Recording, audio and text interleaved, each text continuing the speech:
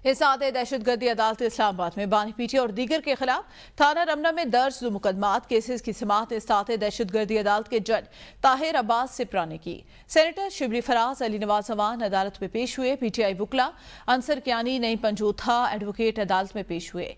PTI वुकला ने हसन न्यासी के प्रोडक्शन ऑर्डर के हवाले से दरख्वास्त दायर कर दी। साबिक विफाकी वजीर मुराद सईद की जानिब से एडवोकेट नईम पंजोथा ने हाजिरी से इस्तिस्ना की दरख्वास्त दायर की। एडवोकेट नईम पंजोथा का कहना है कि केसेस की तफसीलात के हवाले से दरख्वास्त दायर है। जैसे ही तमाम मालूम मुकदमात की तफसीलात सामने आएगी मुराद सईद अदालतों में पेश होंगे। अदालत ने केस की समाअत 22 जुलाई तक मुलतवी कर दी। जमशेद कादिर मजीद बताएंगे।